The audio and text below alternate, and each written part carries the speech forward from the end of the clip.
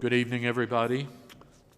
This is Harold Watson, Zoning Chair of the Stratford Zoning Commission that now sits for its regular live monthly meeting on Wednesday, November 9th, 2022.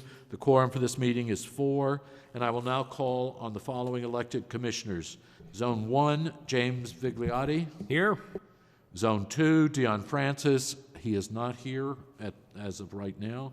Zone 3, myself, Harold Watson, here. Zone 4, Commissioner Deborah Lamberti. Here. And Zone 5, Commissioner Len Petrocelli. Present. Alternates who may also be included. Right now we have none.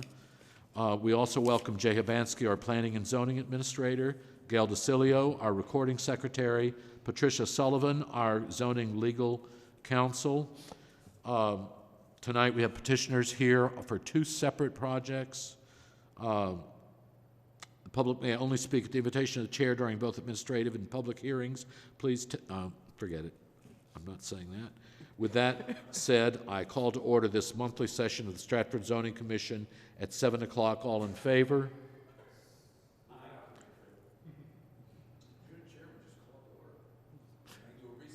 I'm going to, as soon as you say yes, we'll be 4-0. Okay, now I'm going to call to order a recess for 5 minutes.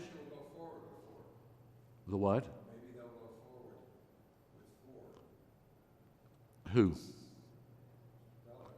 We don't do Main Street, that's stable. Well, we can go forward with tonight, and the commissioner that's missing, even if it's an alternate, will be able to go back and review the video.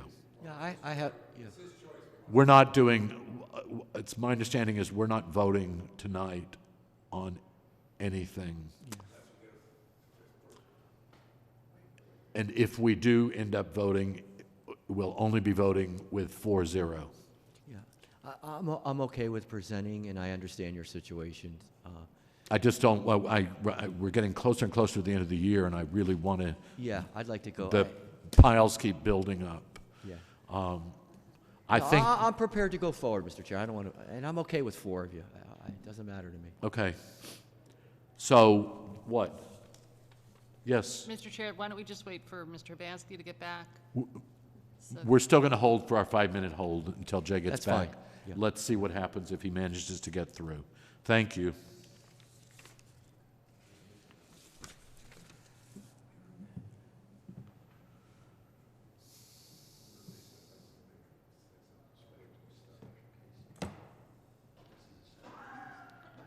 We didn't, I could just call a recess. I don't need to.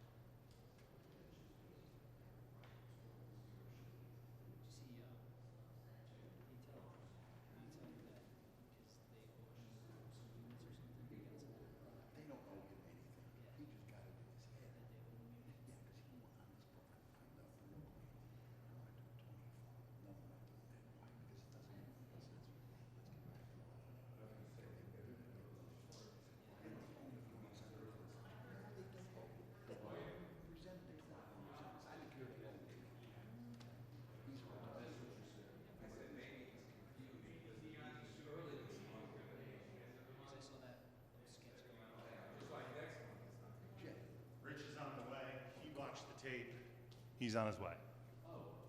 Yep. I think Dion might be at practice. Football practice or something. So Richard, you get 5 minutes. Gentlemen, we're gonna wait for the 5 minutes and then we will have lunch.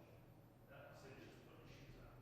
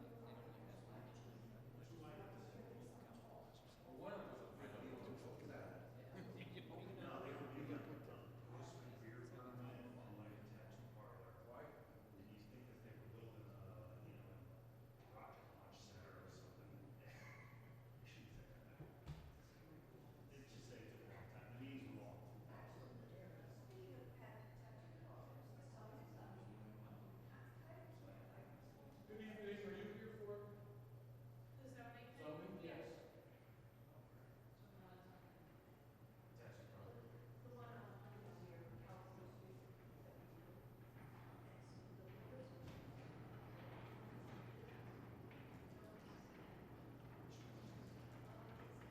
Rich is coming, yeah.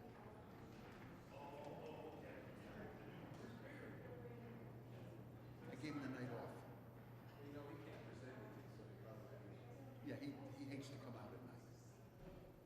He says to me, he says, well, is he on the administrative agenda? Yeah, you know, he says to me, he went, yeah, he calls me. He calls me, he says, oh, look, give me a call to take the phone out of my possession. What do I look like? Your assistant?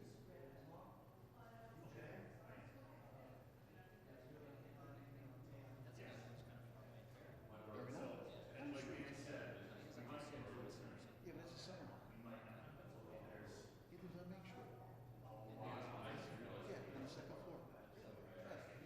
Forever. Our next meeting is tonight, so Yeah. they don't get moved tonight. We've got 7 items for the last one. They just had, there's just so much on the agenda that. But I don't know. Steve, Hang on. there's going to be another commissioner here shortly. Yeah, I heard.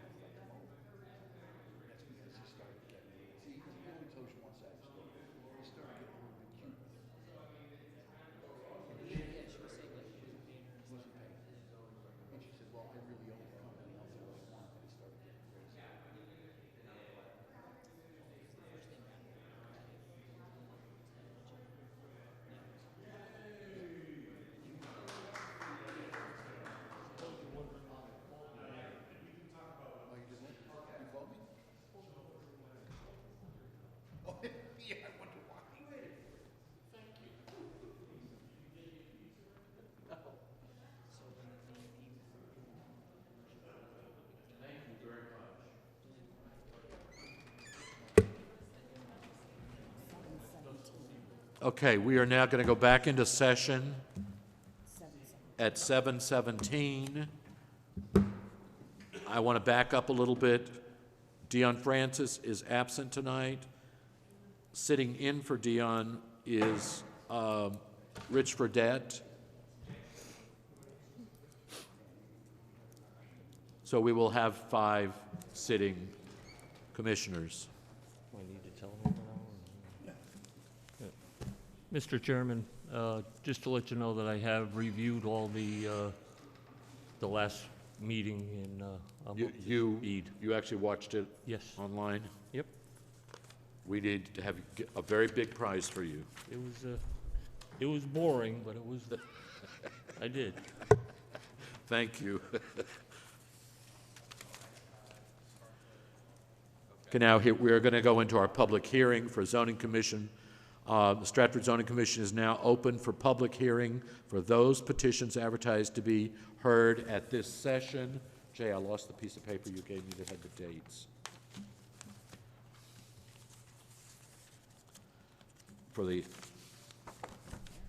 Here it is.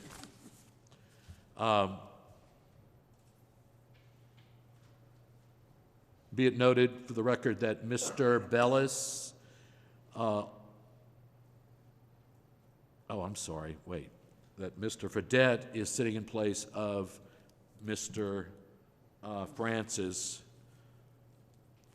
our regular member. I wish to announce that should any items on tonight's agenda take more time than anticipated, the public hearing may conclude at 11 p.m. and be continued to another date, which will be established at that time.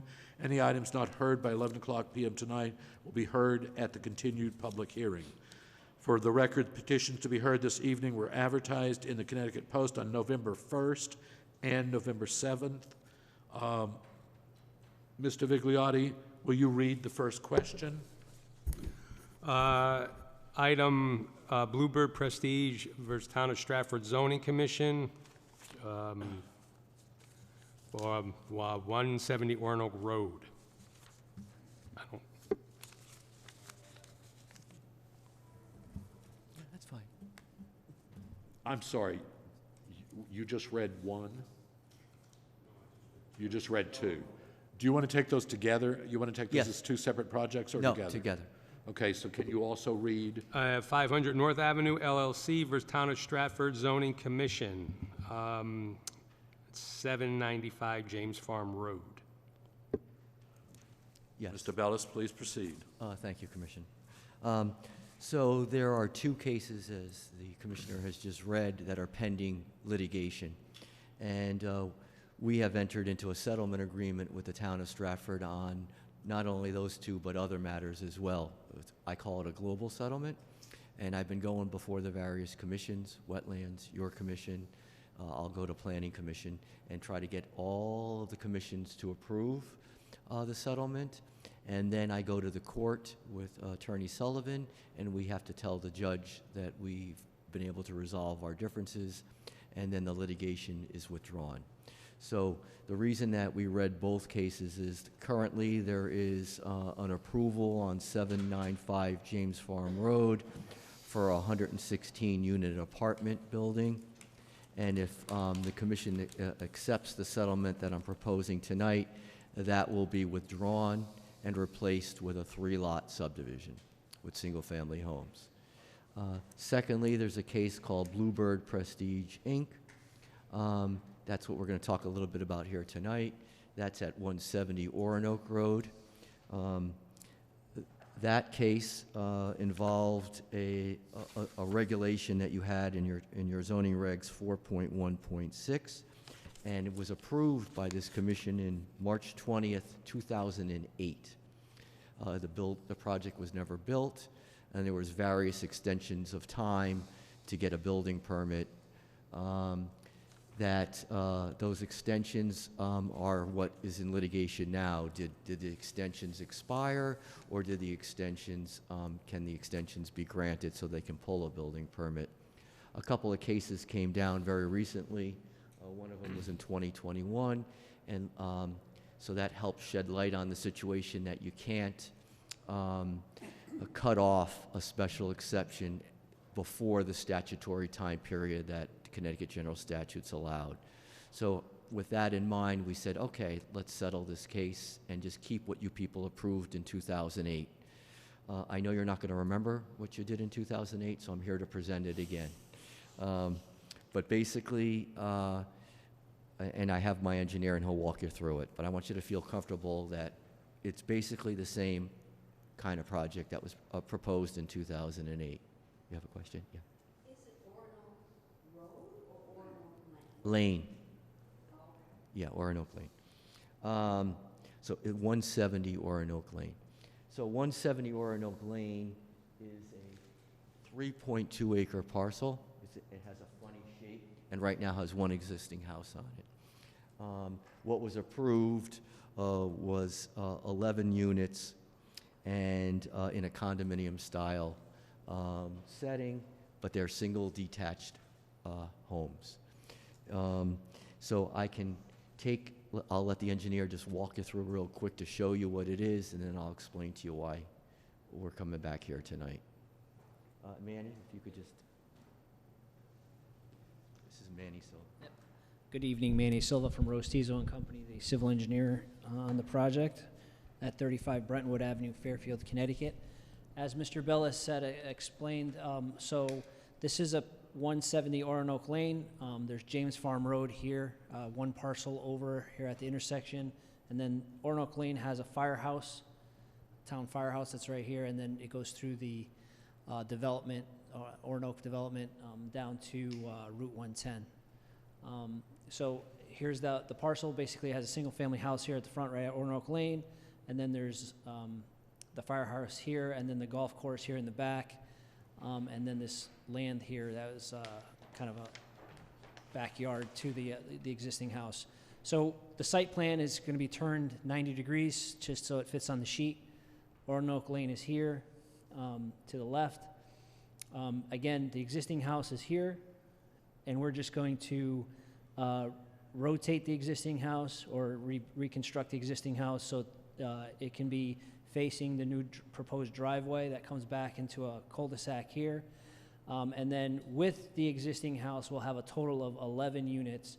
The units themselves will be single-family houses, so like a regular house, 40 by 40, with a 2-car garage, a driveway, a little sidewalk, some landscaping out front, and then the units themselves are going to be at 20 feet apart. And that's basically the configuration. You're going to come in, there's going to be a little cul-de-sac, kind of like a subdivision, except the single-family houses will be in a condominium-type setup where the yards and the whole property is a common interest. So it'll be maintained by a property manager. Obviously, each unit will have their own little space that they have outside. It's just being maintained by the condominium. Next is our grading utility plan. The site itself is kind of flat. There's a little bit of a hill back here, but we're just going to try to keep the same contours that are out there, the same topography. We're just flattening it out for these little areas for the units themselves. Again, the driveway comes in. Right now, there isn't any stormwater controls, so we're going to add some catch basins. And then this under drain that kind of goes into the backyards to kind of pick up the water that comes off of these units, and then it'll be collected in basically a trench that's full of gravel with a perforated pipe inside, so that water goes down into these infiltration trenches, and then it gets collected to a stormwater collection system here, which is basically an underground chamber or underground tank that has an open bottom that's open to the soil below, so that the water then collects here and then infiltrates into the groundwater table to recharge the groundwater and filter it out. For the proposed road, we have catch basins with snouts in them to keep the floatables and oils inside of that catch basin itself. And then that conveys down to a water quality unit right here, where that then filters out the water even further and takes out the small particulates and any other floatables that's in the water stream. That's what we call a treatment train. So we have different elements to treat the water as we go along the system. Then that goes into this underground gallery system also, which is a clean water that then gets infiltrated into the ground, and there's a control structure which holds back the water. It's basically a little weir wall with a small 8-inch hole in the bottom to leak out water over time. And then there's an emergency overflow, and that connects out into the Orinoco Lane stormwater drainage system. So our goal is to reduce the amount of volume for flooding purposes downstream, but also increase the water quality so that that water that does eventually go into the groundwater table or leaks out into the Orinoco Lane system will be clean water, cleaner than what is there today. So for the 5-year storm, our discharge off the site from the existing condition, which right now is just an open backyard, will be reduced by 2%. The 10-year storm will be reduced by 20%, and the 25-year storm will be reduced by about 0.5% from the existing condition. So during construction, we want to make sure that any soil doesn't, or any construction debris or soil from when it rains during construction gets off site. So the perimeter of the site here on SP3, which is our soil and erosion control plan, we have around the perimeter of the limit of disturbance is a silt fence, which is like a black filter fence that stands up about 2 feet high, and that will be will protect. So if we have the sites disturbed with soil or it's digging and things of that nature, if it rains, that if there's any mud being transported, it gets caught in the silt fence, allows the clean water to pass, but then the mud and debris stay on site on the face of the silt fence. We have an anti-tracking pad onto Orinoco Lane. Basically, that's to get mud off the wheels as the construction vehicles enter and exit the site. So if there's any mud on the wheels, they'll go over this large riprap stone, which will knock the mud off, and then that mud won't track into Orinoco Lane. The catch basins themselves have silt sacks in them, which is that same geofabric material that's in the silt fence, except it goes in the actual grate, just below the grate of the catch basin, so that if water does get in there during construction, it gets filtered out and doesn't contaminate the stormwater system with any construction debris or mud or things of that nature. So I'll go on to the landscape plan. There's some details that we do have here. Here's the soil erosion control details. Here's a detail of that silt sack system that I was talking about. It's basically a geofabric that's in a configuration in a triangle right underneath the grate, so that water comes in, it basically filters out that water, and the mud and construction material is inside of that. Once the site is stabilized, paved, grass is growing, we remove those silt sacks, and the system is clean and ready to go from day one. Again, here's that detail of the silt fence. It's a geofabric material that gets buried into the ground a little bit, and then we have hay bales behind that to kind of structurally reinforce the silt fence, so that if a big rush of water comes against it, it stands up, doesn't fall over. We have our sequencing here and who's responsible for implementing and maintaining the soil erosion controls. SP5 is our ornamental landscaping plan. So we have some street trees, pin oaks along the street as a kind of a shade tree. And then we have some arborvitaes along the firehouse's property line, kind of to screen the site from the firehouse or vice versa.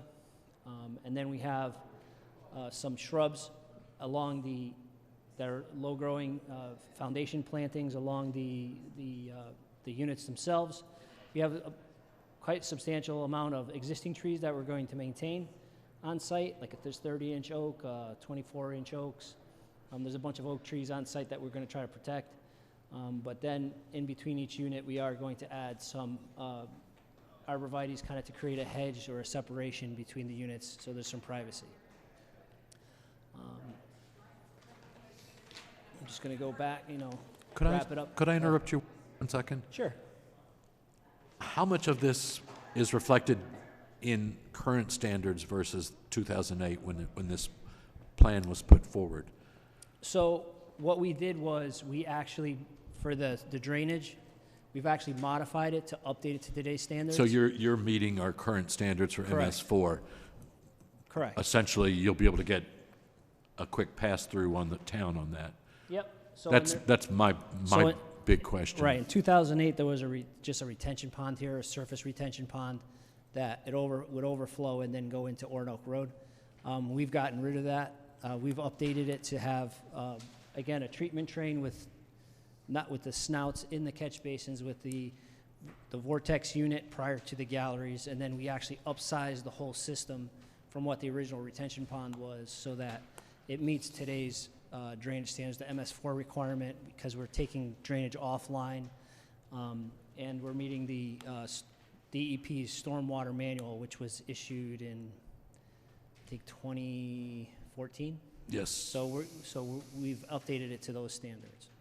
Is that correct, Jay? Yep. And when it comes to landscaping, my other question was, and I'm happy to see that you're actually saving trees. Yep. We have a huge vocal group in Stratford who want to hear about trees being saved. So that really pleases me, because I don't think that was in the 208 plan. So No. that actually reflects today's conditions, and I'm happy to see that happen.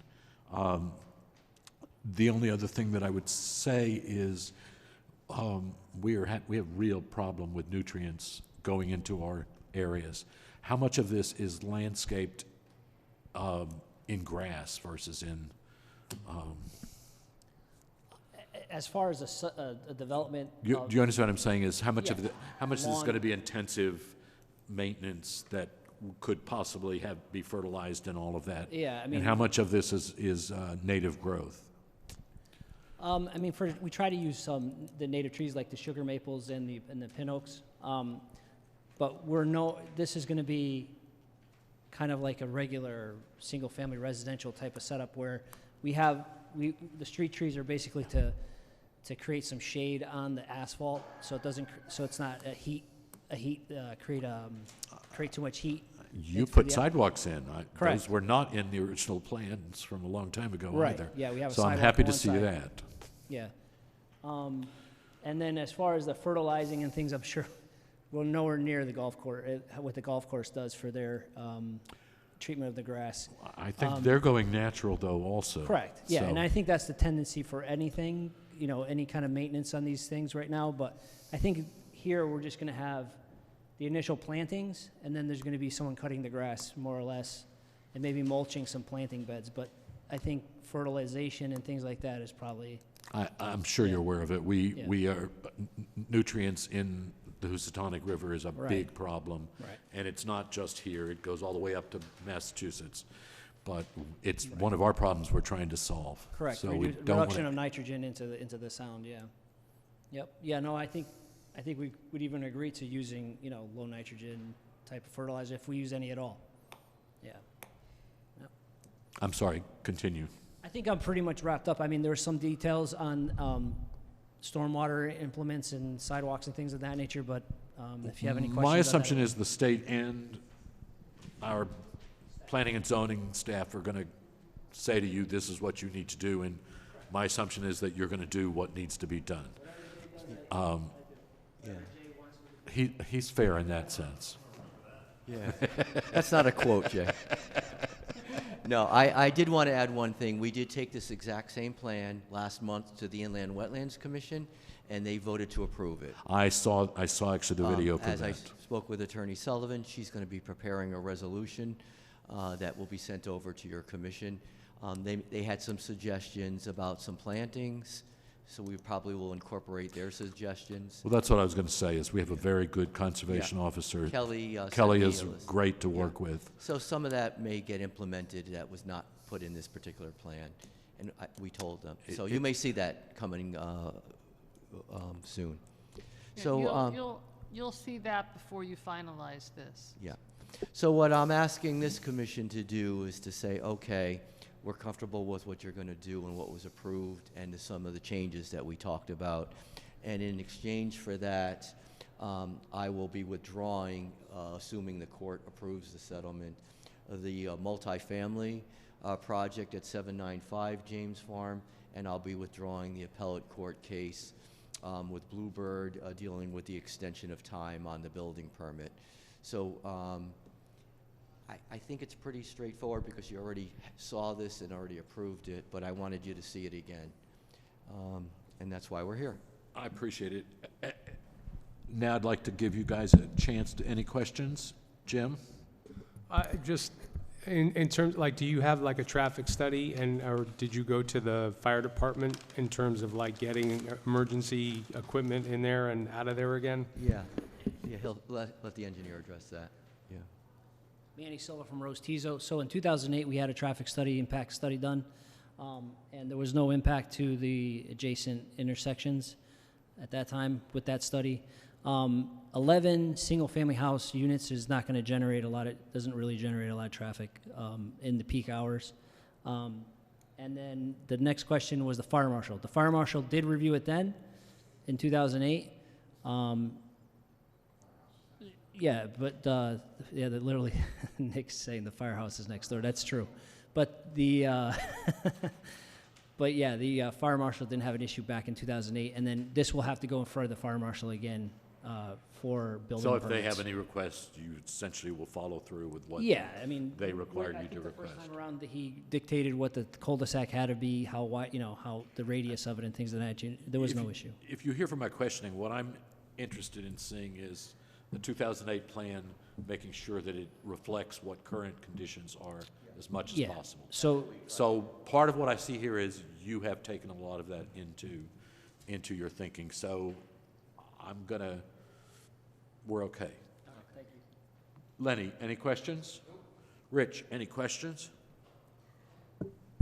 I have no questions. I'd just like to make a statement is that I was the chairman of zoning last time with this came before, and it does look like it has improved quite a bit. So compliments to them. I think Gary would be happy with what we have here. Okay. Looking back, reading some of his comments and statements and what he was looking for back in 2006, I understand. 7, and 8. I So understand. I think you guys are moving in the right direction. Okay. Debbie, I'm sorry, I didn't see your hand.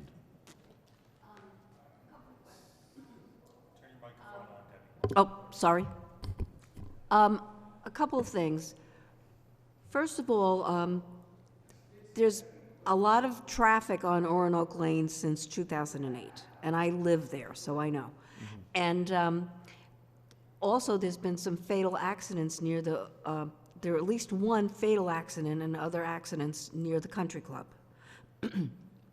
So where is the access road that you're going to build to these? I'm not sure what part of Roanoke Lane that access road is going to go to.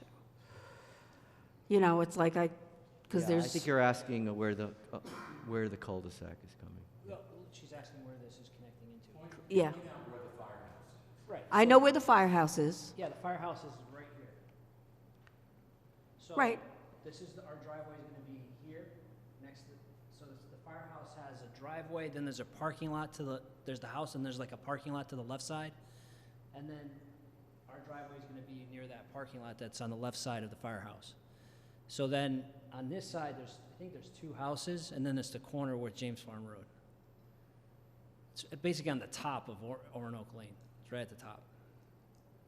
So this site plan is flipped, Right. essentially. So Right. you draw with your finger that orientation there you go.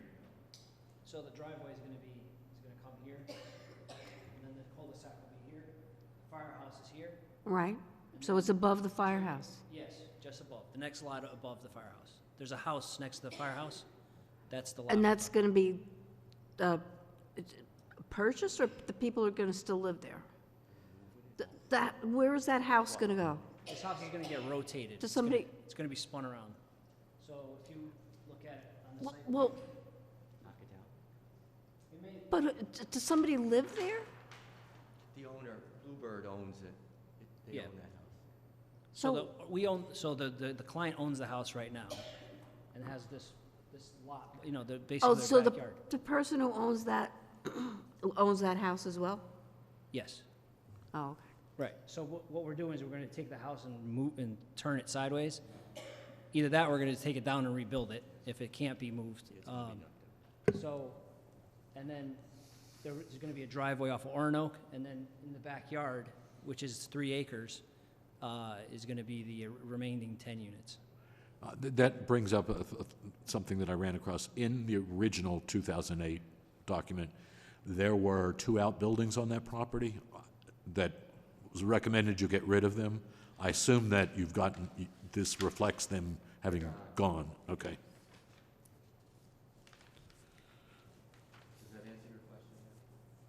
So it's at the top of it. So if you're looking at the firehouse, there's a house to the left. That's where the driveway is going to be, between the house and the firehouse. Okay, Right on the property line, almost. Right. okay. Yep.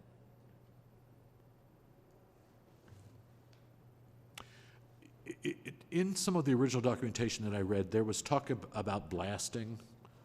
Is that something that you're still going to have to go through, or was that because? I don't think that there's blasting on this. Oh, that, particular it could have been when the larger unit was Yeah. going in there, that in order to get the basements in and all of that. Yeah.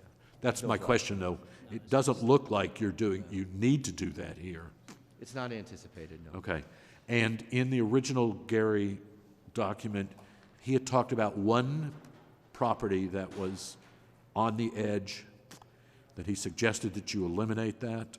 I'm not saying that, but that's what his suggestion was. I think he's talking about the old house, right? Is he? Yeah, yeah. Okay. And that's going to get knocked down. I don't know if that was made clear with her question. Yeah. Anybody else with any questions? That's all I have, thank you. Is there anybody here who would like to speak in favor of the petition?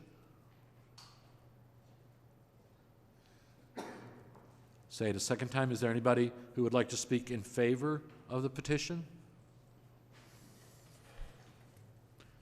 Is there anybody here? Hearing none, is there anybody here who would like to speak in opposition to the petition? Last time. Anybody here who would like to speak in opposition to the petition? Hearing none, a motion is made. I'll move. A motion is in order to close. Wait for the inland wetlands? Oh, sorry. So A motion just keep it is open. made to continue.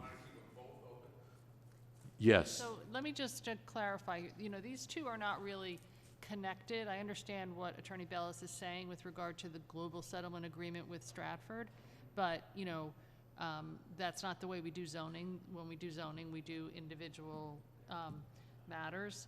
The Bluebird Prestige so this application should be approved on its own merit. Okay, now, you've already heard the comments. This gets approved on its own merit. If it gets approved on its own merit, and then the inland wetlands has already said they will approve it, they're just waiting to approve the final resolution, then that will move, then this one will sort of be completed, and then that will move to the court. But we're going to do them all together because there's so many different pieces and parts to this global settlement. The 500 North is actually, it's kind of interesting because it's your case, because that was the 116 units that were denied by this board and then appealed, and then we went to the trial court, and then we went to the appellate. So we've got a lot of complicated things happening in court, but the resolution of that matter required inland wetlands to look at it, which they didn't go to last time. If you remember, one of the reasons that you denied it was they had not gone to inland wetlands. They've now gone to inland wetlands, and inland wetlands has said, given the nature of this new application that you're putting forward, which would be a 3-lot subdivision, we're not concerned with, the wetlands are far enough away, and we're not concerned with doing any sort of more robust inland wetlands application because there's not an impact on the wetlands. Now that matter will go to planning. That's what I was because going to say. planning That's is not in coming charge to us. of subdivision, but the litigation is yours. So basically what I'm going to be asking you to do, not tonight, but as we resolve these matters, I'm going to be asking you for permission to resolve the Bluebird Prestige case on its merits, and I'm going to be asking you for permission to resolve this litigation based on an approval from inland wetlands and then an approval from planning for the 3-lot subdivision. So, but we So- still, as a zoning issue, have to vote on this development. Right, but we're not going to do that tonight. We're 'cause not doing gonna that wait tonight. for the inland wetlands final approval. Exactly. And so even though you have a role to play in the, they really are not connected. And even though you have a role to play in the 500 North Avenue, which is the 795 James Farms Road, it's just to giving me permission to tell the court that you're prepared to settle it with the approval from inland wetlands and the planning approval. And then, because you're a party to that litigation. And then for this one, you're approving it on the merits, and then we'll move forward on that basis. But we're not doing this one yet until December. Right, because we want to make sure, we're trying to, do everything above board, transparently, and also watching our P's and Q's so that when we get to court, because the public gets to speak now if they want to speak. You still get to make your decision as you would in any situation where you had an application before you and then you were making a decision. So you have the right to have public input, the public has right to have input, but they also have the right to speak before the court. So if we were to take to the court something that was not appropriately approved at the commission level, then the court's going to say, hey, wait a minute, we don't think that was done appropriately. So we're trying to make sure that we get all these pieces together, we do all our ducks in a row, we take all the necessary steps, and then we move forward. Any questions of our council? So we can close the public portion. You can't close the public portion on Bluebird because you're still waiting for the inland wetlands resolution. Okay, and you're gonna vote on that at your next Right now, we're just leaving it on the meeting. table. You just, After the 16th, we're continuing discussion until our next meeting, at which time we're leaving it on the table, because at which time we will have back the report from inland wetlands saying that everything is okay on this. Then we will be able to vote on it at that point. All right. At that point, then, separately, you will be preparing your final adjudication of this whole thing. I assume it'll be a letter that zoning is going to sign saying, this is what we're doing, this is what we approve right, of. and remember, just to give you a little more context, there's also the Peters Lane approval, which doesn't have anything to do with you because it's inland wetlands and it's planning, but you didn't have a role And we're not, in that. it's a- Right, but I'm saying that all of these pieces are coming together for this global settlement for Stratford, which also includes the property that's gonna come across for Roosevelt Forest and all of those pieces. So it's a little unusual, unique, and there's a lot of pieces, but we're just trying to work through it. My comment about this project is that it was an approved project in 2008. Yes, I'll move to leave Bluebird on the table. thank you. Second? Number two. All in favor? 5-0, yes? Thank you very much. Okay, we'll see you next month. Thank you all. No, you're right, sorry. I'm Mr. Chatty over here.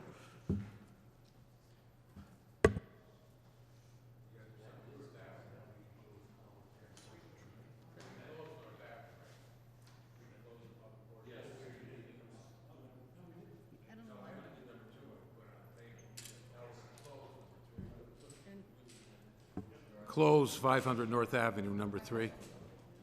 Public portion. Second? Aye.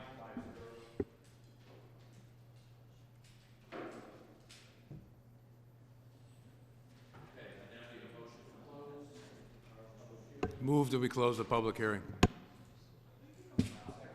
Second? Aye. Aye.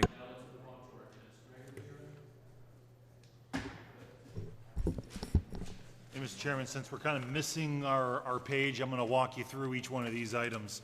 So the first item that we have here is the text amendment petition of Volta Charging LLC seeking to amend sections 16.2, 16.3, 16.4, 16.5, 16.6, 16.7, and 16.8 to allow for electric vehicle charging stations with digital advertising displays. Second? Aye. So, Mr. Chairman, just as a refresher for last month, the Planning Commission gave, hold on, where is it here? The Planning Commission gave an unfavorable recommendation regarding this application to the Zoning Commission for their consideration. So whatever discussion happens here, just keep in mind the applicant needs 4 votes in the affirmative to approve.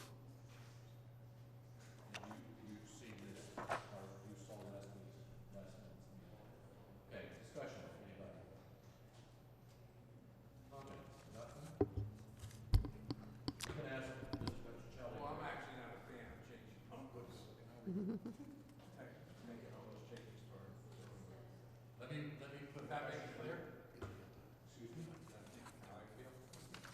Let me just put a question to our P&Z administrator here.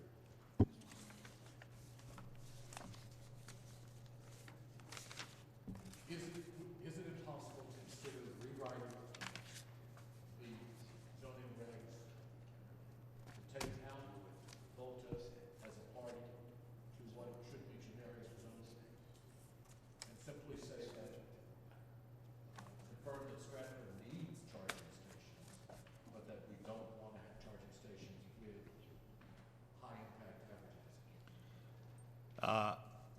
What I would say is not under this application. I think that that's a separate issue. Maybe the zoning commission tasks the planning commission to create regulations to allow for electric vehicle charging stations in various locations, minus any concerns that you all might have. So how do we do that?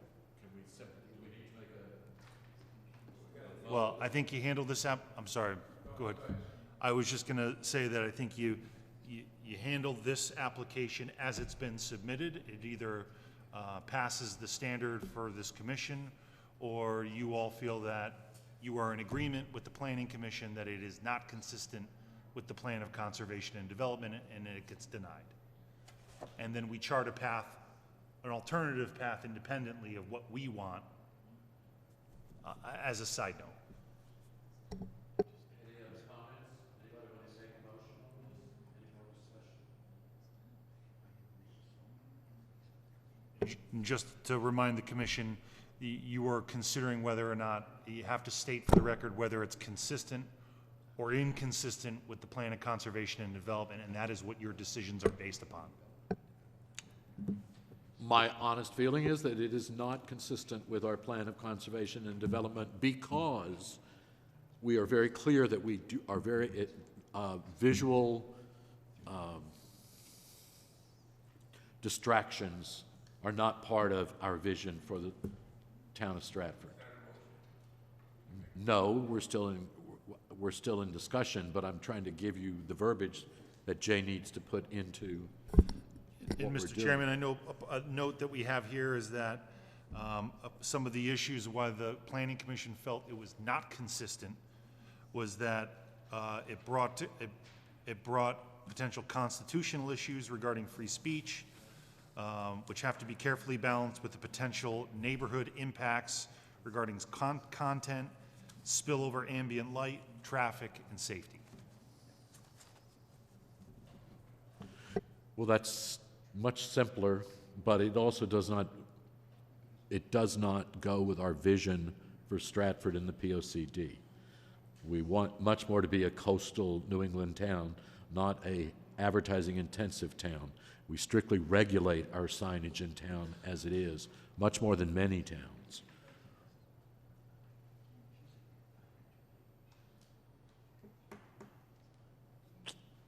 Yes, ma'am.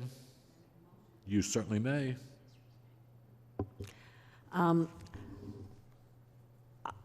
make a motion to disapprove based on our plan of conservation and development.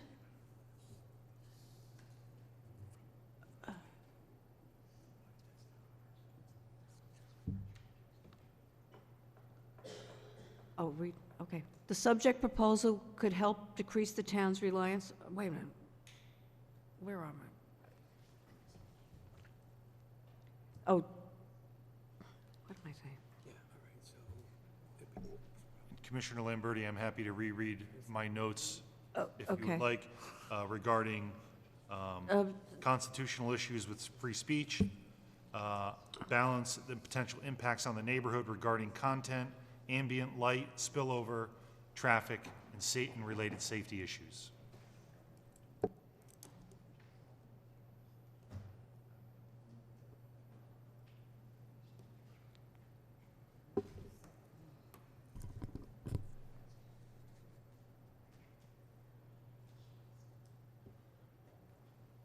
Okay, let me withdraw this so I can thoughts together.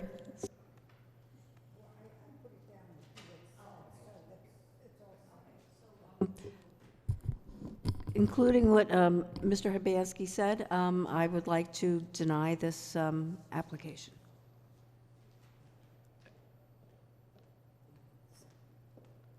We need a second. Thank you. All in favor? Aye. Aye. 5-0. Okay, next. You didn't, he didn't vote. You didn't vote? Oh, 4-1. Yeah. Okay, you're abstaining? No, I'm not in favor of denying. Okay. 4-1. Next, Jay. Is there anyone opposed? Jim Bigliotti. Sorry, I thought he was just abstaining.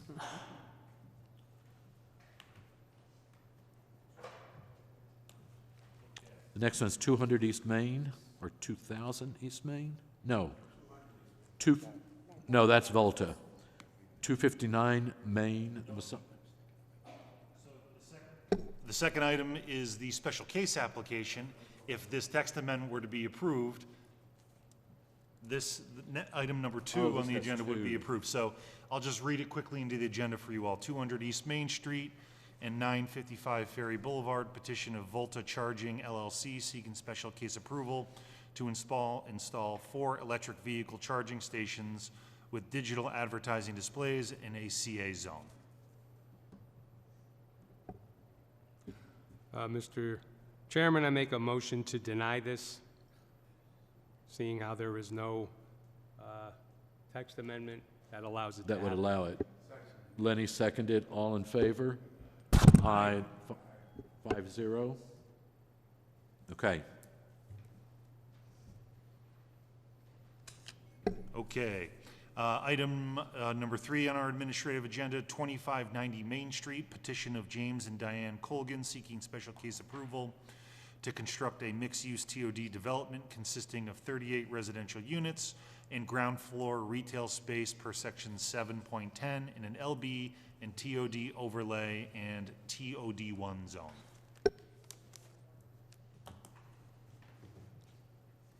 Discussion?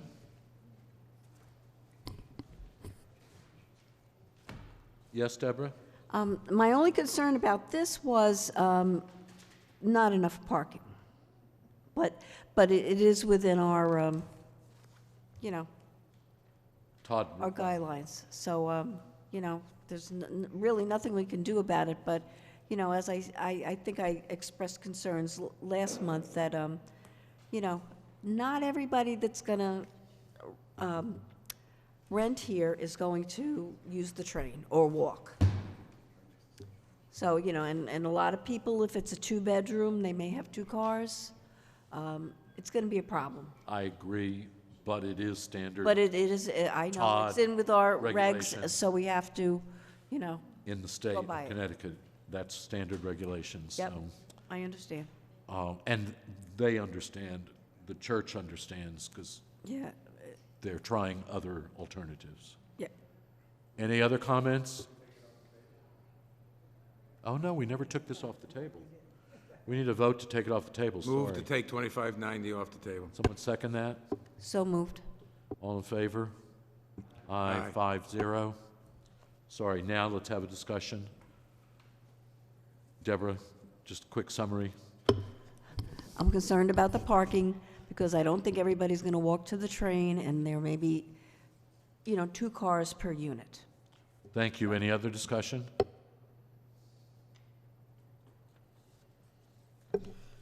None? Yes, Mr. Chairman, Jerry? just as kind of a recap, the applicant touched on the 5 suggested conditions of approval from planning and zoning staff that were located on page 3 of the plan review. It is encouraged that these conditions all be attached should the commission decide entertain approving this application. And I will read them right now into the record. Please read them. But also give them to you if you would like to. Number 1, the applicant shall obtain a letter from a licensed engineer ensuring this project's compliance with the town of Stratford's MS4 stormwater permit. This letter shall be delivered or emailed to the Office of Planning and Zoning and kept in the applicant's special case file. Number 2, all recommendations made by the Architectural Review Board in their memo dated 10/13/22 shall be strictly followed. And I just want to explain one little part of this. The applicant essentially incorporated or agreed to incorporate all those conditions. There was one that they said they couldn't do, but it was worded in a way that they can at least explore. And it was, you'll probably remember it, it was the Architectural Review Board recommended they explore a walking path from the rear of the building through the neighbors. They don't have to do it. What the Architectural Review Board recommended was, as this is a TOD project, the applicant should explore creating a pedestrian access from the rear of the site to the train station. Doesn't mean they have to deliver on it, but they should at least make a good faith effort to explore it. So I think that all conditions made by the Architectural Review Board should be attached to this approval, if you all decide you're going to approve this.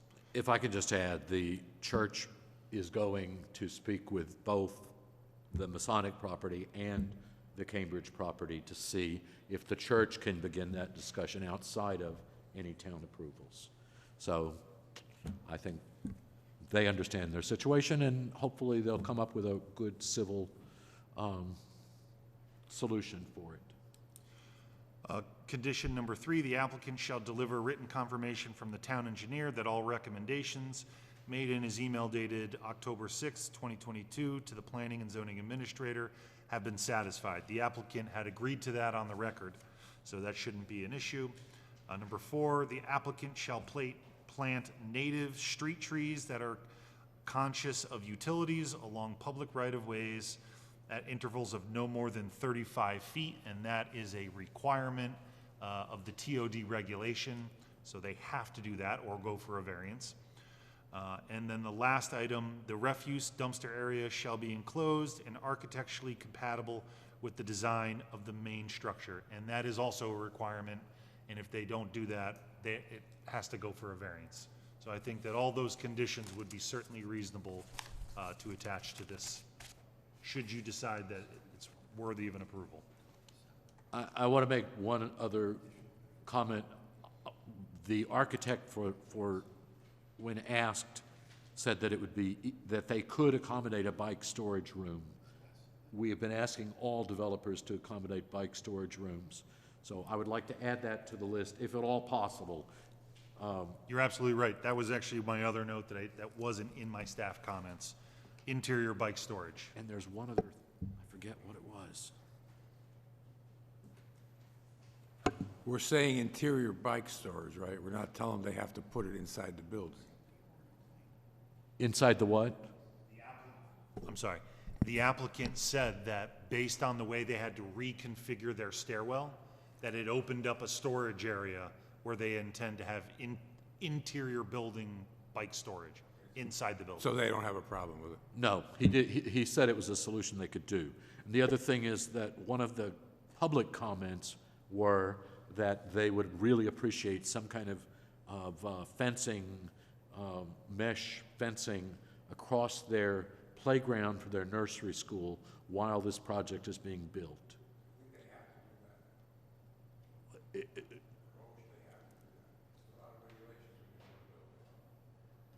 I believe they have to do that.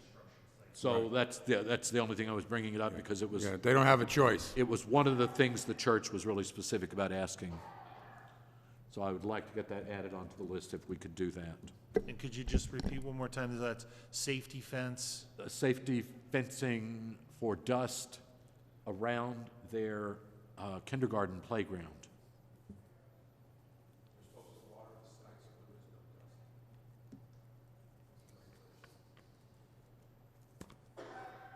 Correct, and we also have another bite at that for the erosion and sediment control application, which is further down on our work agenda. But I have added that as a condition, Okay. Chairman.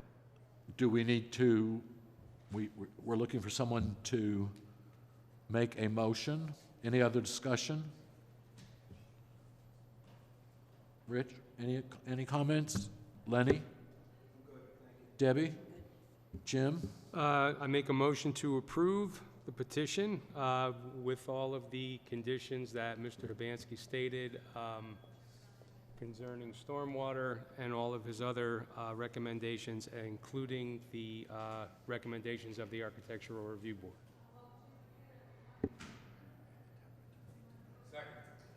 All in favor? Aye. Aye. 5-0. Okay, next. Yeah, he said aye.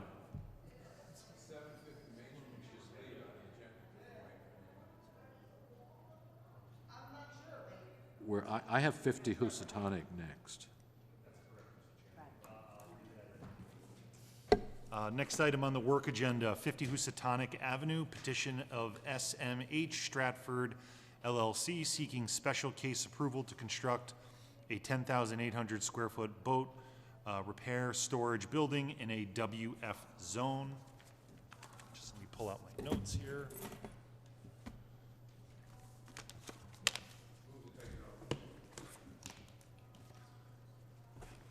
Someone second that? Second. All in favor? Aye.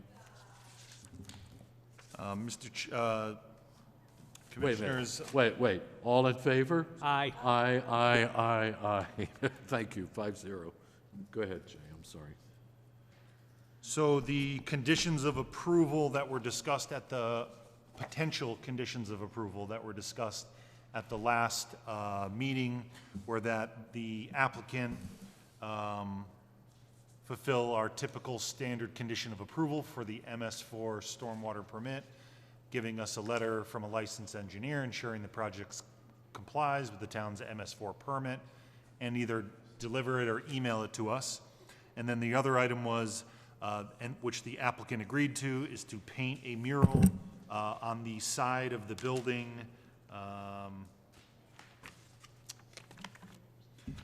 Given the high leverage location with public access to the waterfront, the applicant shall consider a mural representative of the subject location, images only, no business advertisements, on the south and west elevations, as the large building facades offer an opportunity for placemaking in celebrating Stratford's waterfront. Those were the two notes that I had as potential conditions. Any other comments? Mr. Pacelli? Deborah? Jim? Rich? Will someone make me a motion then? Mr. Chairman, make a motion to approve 50 Housatonic Avenue with the conditions that it meets all of the recommendations that were just described by Mr. Hibansky.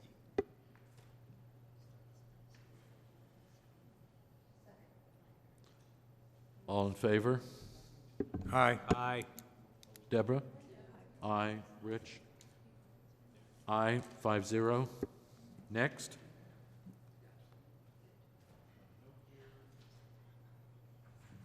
I have 520 Success.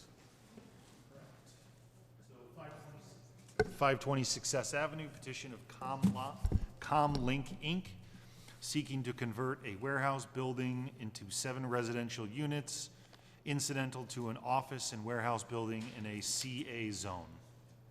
Move to take it off the table. Second, Deborah. Discussion?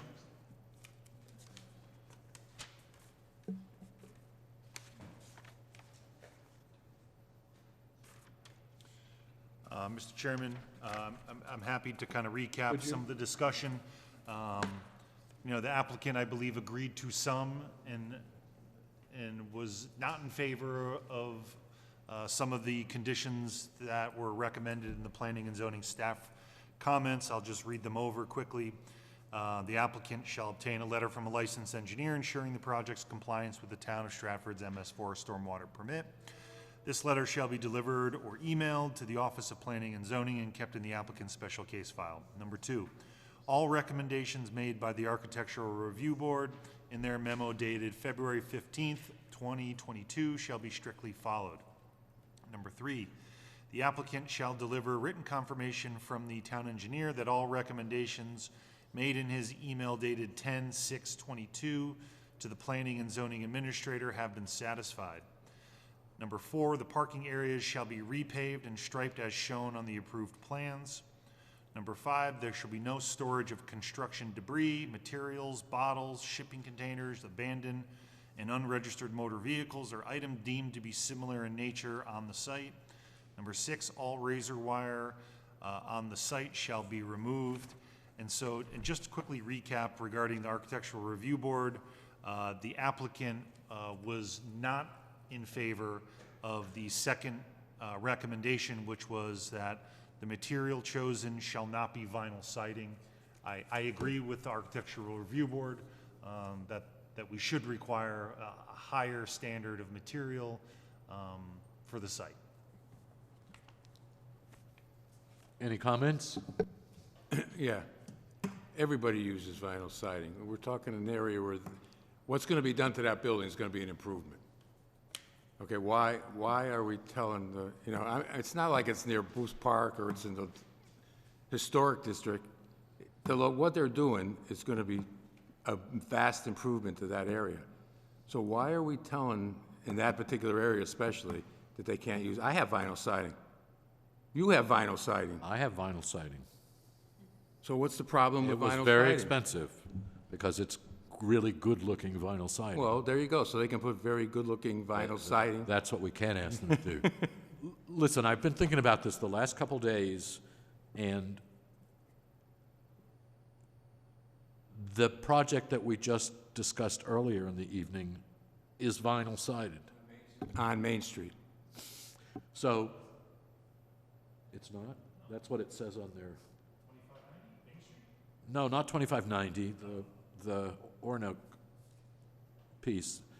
I think there could be a solution that even the ARB would enjoy, which if we were to suggest that the building be broken up by color blocking the vinyl, meaning taking different colors and creating more of a dimensional look to it. It wouldn't cost any more. You're doing the same amount of surfaces, but you could do the projecting parts could be done in a lighter color with the other portions being done to break up this wide expanse. Yes. You know, if the commission is in favor of allowing vinyl siding, maybe an alternative is to allow for vinyl siding, but multiple textured vinyl siding should be used, like horizontal clapboard on the lower half and vinyl shake siding for the upper half. Something That's what I'm saying. And if you added color into that, you could actually create something that looks better than what might be. Because what my assumption is, we want to do what we can to make this look like a residential unit. Then use Jay's suggestion. So vinyl siding may be used with the requirement that multiple textures such as clapboard, vinyl clapboard and vinyl Horizontal, shakes. horizontal and vertical. That multiple textures such as clapboard, vinyl clapboard and vinyl shakes with the possibility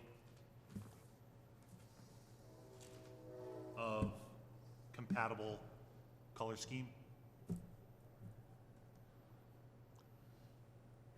Just don't let Harold pick it.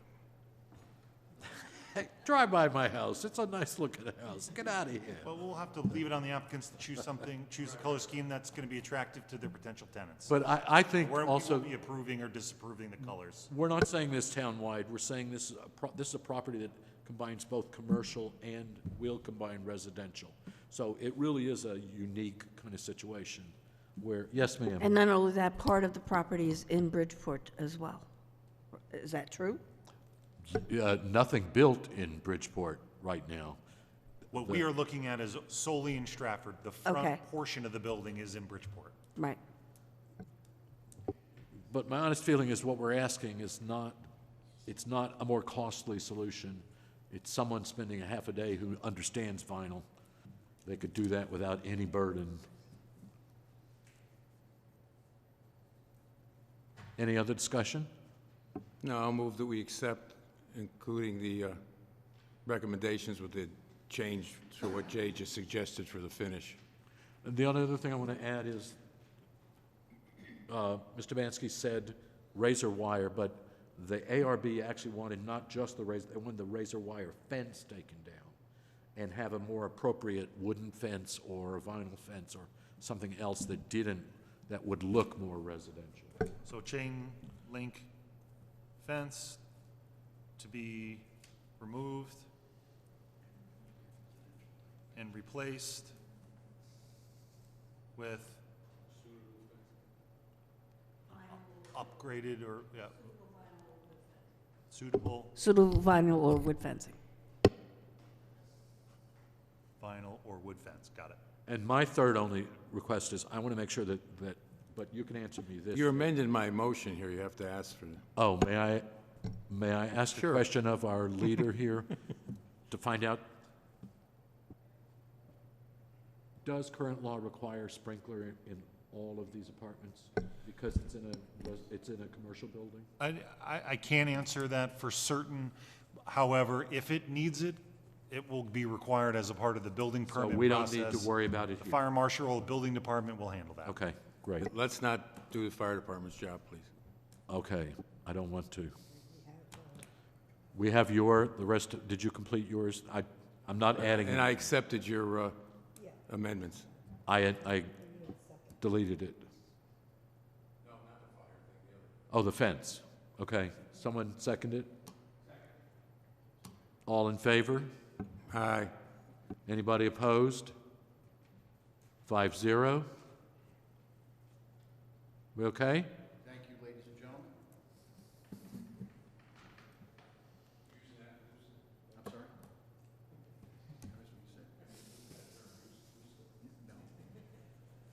Okay, next. Jay, 'cause- Okay, I'm sorry. We got. So now we're going to be moving on to some of the administrative items on the work agenda. And you should all have this now on the work agenda, so if you want to take over, you can. I'm happy to just continue. I would say you take over from here, Mr. Chairman. Okay, you got it. I guess next Oh, I'm going to have to ask you immediately. We're on item number 3. Approval of minutes, someone? Second? No, you don't do that. We have a person for that. I'm sorry. You can second it.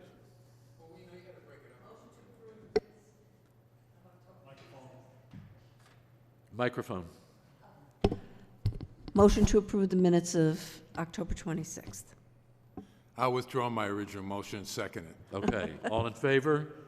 5-0. Administrative site plan review? No new items, Mr. Chairman. CAM site plan review? Yes, so we have, let me just switch gears here. We have a coastal site plan review for 50 Housatonic Avenue. The Planning and Zoning Office had staff comments, and those were outlined, and I understand if you don't have them in front of you, we had a lot of paperwork last month. I can quickly read the comments that were given to us by DEEP. Number one, if the value of the work, and you can attach these as conditions of approval. If the value of the work exceeds 50% of the value of the existing structure, then the structure must be VE compliant to higher NFIP standards. If not, the applicant shall provide documentation to be reviewed and verified by the Stratford Floodplain Administrator and DEEP.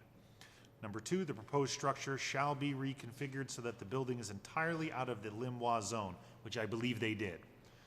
If this is not possible, the applicant should explain why. Number three, once moved out of the Limois, flood vents shall be installed to allow for wet floodproofing plus other applicable standards. And number four, all development shall be VE zone compliant. And I think you could safely attach all these conditions, and if they don't apply, then they no longer apply. Yeah, because they did move it out of the They did. flood zone, but DEEP, is that who was doing this? Yes. Is still requiring the venting system to put in, even if they do move it out of the flood. That's correct. And if based on where they moved it, the floodplain administrator may say, you don't need them as the requirement, you don't have to put them in, then they can make that decision whether or not. Would that they- be a Stratford decision or a DEEP decision? That would be a floodplain administrator decision. That's through the town of Stratford. That's Okay. the building official. So we can simply just put your comments in. Any discussion?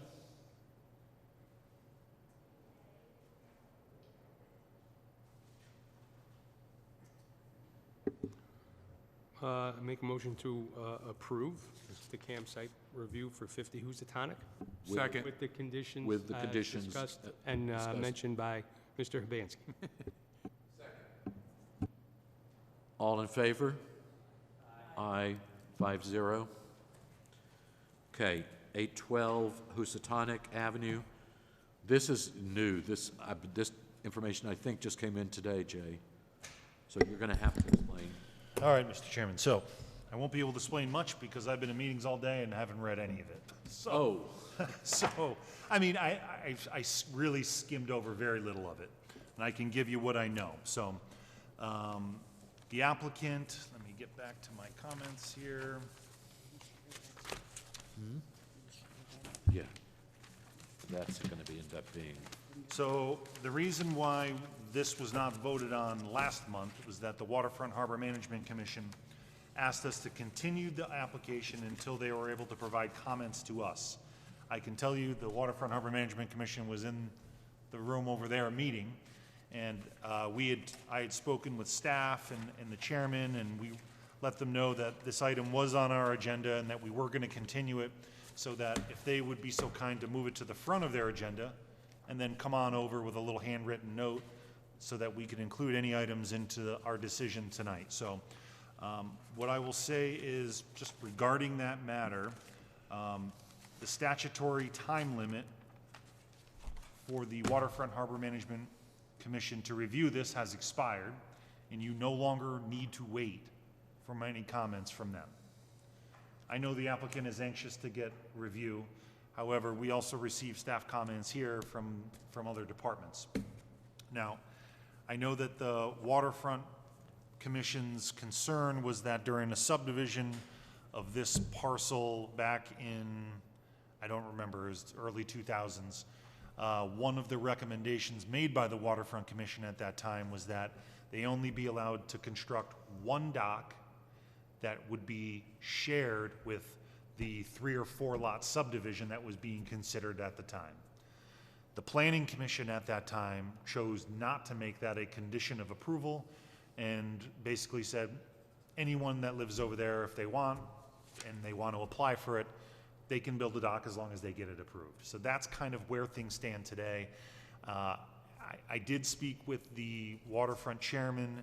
He did mention to me that that was still something that was of interest of the commission. However, we don't have any written feedback. So, you know, that's that matter. We did receive some lengthy staff comments from the health department this morning, much of which have to do with Raymark waste that has been found at this site. Now keep in mind, this information has been available, let's see. I mean, I have a report here from the EPA from 2003. This property has since been subdivided. There have been houses built, there have been decks built, there are docks built, there are pools built. There are all kinds of things that have been constructed. So I think that, and actually I know, that the health department sends these not for you to take any necessary action on them, but to make sure that these items and documents get kept in the file and that the applicant be made aware of the conditions on their property and that any future owners are aware. So what I would say is that, you know, if the commission feels that this application is worthy of an approval, that maybe there is a note or something added to the approval letter that says special attention shall be made to the applicant and property owner regarding the memo from the health department and supporting documentation regarding Raymark waste regarding this site. There's nothing else for the commission to consider regarding remediation of this site. So with that lengthy explanation, I will turn it back over to you. There was another document that talked about the fact that part of what the land has in it is lead, correct? And it's very difficult to remediate that out of soil short of digging it all up and putting it somewhere else and then refilling.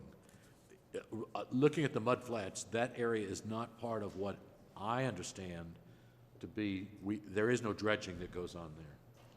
So that's outside of the bounds of when we do maintenance on the Housatonic.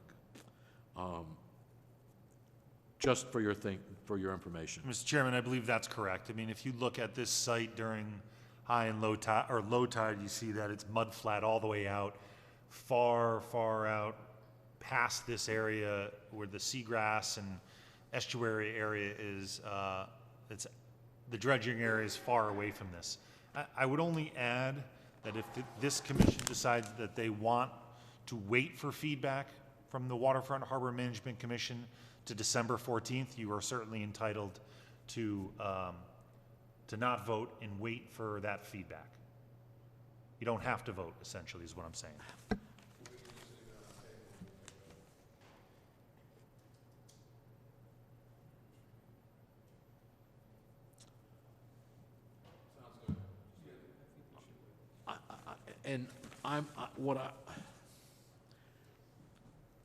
This is strictly one residential home that we're dealing with, correct? That's correct. It is not, it doesn't have anything to do with that assembly acreage that has the restaurant on it. No, it does not. This is a single-family dwelling. This is south One of lot. that property. Okay. There is also a right-of-way that runs through there somewhere. Originally, it was supposed to go right on the shoreline, right down near the shore. Is that indicated in any of these drawings? No, that's actually not for this property. It's actually the property to the south of this. One property south of this is where there was a right-of-way that was never abandoned by the town. That was never abandoned by the town. Because we Or were abandoned to the town. We were hoping to put that, to make that part of the greenway at some point. I just don't want to make sure that what we're doing is not running a dock in front of what could be a greenway. No, and I've already had conversations with the conservation administrator about this very thing. And she is currently mapping waterfront access throughout the town, and we are both exploring whether or not we are able to kind of reestablish this, a water access point that was a part of the original subdivision but never got abandoned to the town. The time may have passed the sun may have set on that, we don't know. But we're gonna see if we can explore it and kind of reestablish a waterfront access point. Thank you. Any other comments? I'm going to suggest that we put this, we're going to leave it on the table so that we can develop what other information we need to do this. Looking at it, it seems to me that there's no huge obstacles that I see, but who knows? Do we need to vote to leave it on the table? No. We do. Vote to leave it on the table. No, don't take it off the table. It's still on the table. Oh, it's still on the table. Well, yeah, it's no action. Okay, next. Accessory apartment applications. Mr. Chairman, we received an application after the work agenda had already been set, and let me just pull this out. Give me 1 second. Here it is. It is not on our agenda this evening, and if the commission wanted to consider this to allow the applicant to continue forward with their designs and pulling of a building permit, you all would have to waive the rules to add it to our agenda this evening, or would have to be added to the agenda for December 14th. I've got a memo here from the zoning enforcement officer regarding 293 Allendale Drive, and I'll just read it quickly into the, well, Go ahead. I'll let you all determine whether or not you want to add it to the agenda. I would leave it for next month. It's not earth-shattering, right? To them, it might be, but I think what Jay is saying is it is to the people Is it? who need the ADU. I can't decide whether it's earth-shattering. I'm getting some nods, so I'll leave that. all right, leave waive that the up to- rules, add it to the agenda. Well, we added to the agenda. All in favor? Aye, 5-0. Go ahead, Jay. So we've got staff comments here from the zoning enforcement officer, and I'll just quickly read them into the record here. The applicant is seeking an administrative approval to allow the establishment of an accessory apartment for a family member. I have worked with the applicant and architect over the last few months in order to confirm the application complies with the zoning regulations. This application complies with all prerequisites to apply for an accessory residential apartment per section 4.1.6.14. As a condition of approval, the zoning commission may choose to require that all conditions and requirements as outlined in section 4.1.6.14C shall be strictly followed.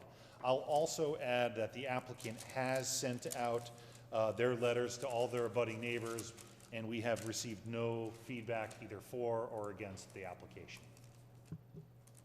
Thank you.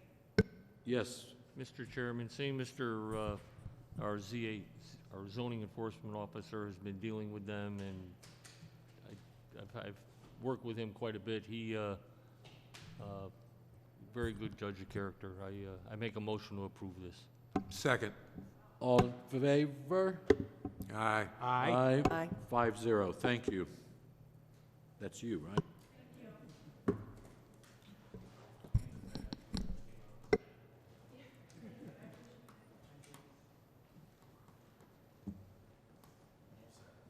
Okay.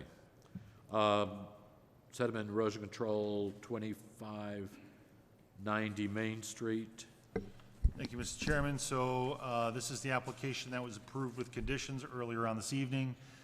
Given the fact that that application was approved, I recommend that you all approve the erosion and sediment control plan with our standard conditions of approval, that the applicant obtain a letter ensuring compliance with the town's MS4, all necessary siltation and erosion controls be in place, and the zoning enforcement officer notified for an inspection prior to any site work construction being performed. Number 3, immediate on-site modifications shall be employed when an erosion problem develops. And 4, in evaluating this application, the commission has relied on information provided by the applicant. And if such information subsequently proves to be inaccurate or incomplete, this approval may be modified, suspended, or rescinded. Thank you. Move that we accept the, Before you do that, though, well, I can move, you can still ask questions. okay. Go ahead. Move that we accept sediment erosion control applications for 2590 Main Street. Second.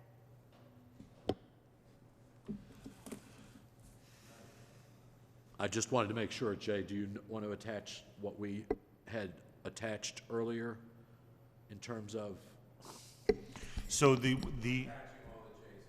yeah, do you want to, can we attach your same comments to this? so I believe we have the comments that were in regard to dust, fugitive dust is controlled within these conditions of approval That's that what you I'm saying. have here. Should we- And that the construction fencing for safety is done through the special case, but it's also, you attach that as a condition for the special case, but that's also a requirement by the building permit. So, Building yes or code. no? So you don't have to do anything else. Okay, we're cool. Then let's vote. All, Yes? Aye. aye, 5-0. Be different, go ahead. Okay, zoning enforcement study, Oh, God. that's new on our agenda. No, Really? Sorry. it's just we do such a good job. You with do our such a zoning good job that we enforcement never have that, any complaints. That's very good. Rich is laughing over there. I have one, on the Greenway, I don't know if yeah, so there's a park bench that faces the river, and it's broken. No, It wasn't, I don't, only on Facebook. I would remember that because that's one of my department's projects, so. Park bench on Greenway. Broken. Is that the one that has some of like the pavers have been picked up and Yes, thrown? it's the same place where they took the Same pavers. spot? Okay. Broken and pavers. What it needs is a camera there to catch the high school kid that's doing it. You just- yeah. Zoning commission camp out on Friday night. Oh, perfectly under zoning enforcement study. I have a question, Jay. The Complete Streets regulations require that all of our projects, substantial redevelopment and new developments, include bicycle racks and bicycle storage facilities. How can we transfer that from simply being in the ordinance to zoning? So that's something that we actually have notes for when we begin the zoning regulation rewrite as something that needs to be added. We want to take important information from the Complete Streets policy and make sure that we integrate them into the zoning regulations. Thank you. I just want to get you on record. We don't have to vote on it. Anything else do we have here? Other items, 500 North Avenue, Town of Stratford, Zoning Commission, da-da-da-da. So I left these on the work agenda just in case you all had any further questions for Attorney Sullivan, or Attorney Sullivan had anything else that we need to consider for next month. Anything? I don't, know. So I guess our job is to just vote for approval? I mean, we can't, right? I mean, the way I understand this, right, we're not gonna deny this? Well, I mean, you could, but the question is, it's a compromise. I mean, the initial request for this application was like 20 units. This has been previously approved. The actual, the litigation is complicated and it's got a lot of twists and turns, but they did not go to inland wetlands. They were supposed to do that. They let the permit expire. So it seems to be a reasonable resolution, and that's what, when you get to litigation, that's what you're looking for. Is this a reasonable resolution? Given the risks of litigation, you can always lose, and given the, advantage to having a compromise on a project. So that's what you're really looking at. But you certainly, you can always say no if you don't think it's appropriate. But Jim, if you heard my questioning of him tonight, I was interested, how much are they paying attention to us? they didn't present something that was just a deal tonight to us. They were actually trying to deal with us as zoning, trying to say, let's make this be something that you would pass today. And I think if this came in as a new project, we'd have a hard time saying no to a lot of what's in this project. You know what I mean? It fits within our zoning. Am I correct? I'm going to save a lot of this commentary on the meat and potatoes of this application until we get a letter from inland wetlands. Okay. Sorry. And the other thing that I said, and I said it at the last meeting, was we don't do horse trading in zoning. So it's not like, oh, we're going to give you this over here if you just give us that over there. That's just not the way that we do But it. I'm specifically only talking about this new project that's coming before. No, but I did, sort of tell Attorney Bellis that we don't, you don't talk about one and say, oh, but look what the great thing is you're going to get over here, but you're going to put in some massive structure over there. No, each one has to be able to stand on its own merit. So, yep. So we don't have a vote on this tonight, any. No. Our next public meeting says here, Wednesday, December 14th. It's not the last week, because the last week is Christmas, I believe. So we're meeting on the 14th. Yeah, believe me, I will. No, I know. Although I like our alternate here. We're going to ask him to bring his slippers so he can,